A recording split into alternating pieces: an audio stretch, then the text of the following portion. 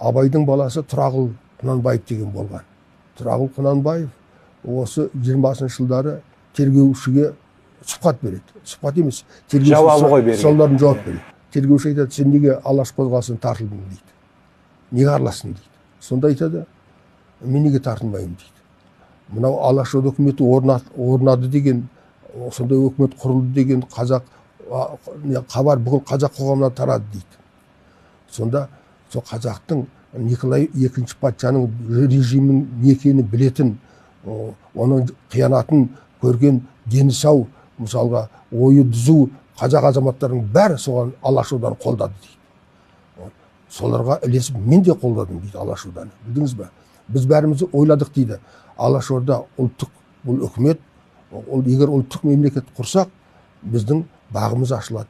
Біз құлдықтан құтыламыз деп ойладық.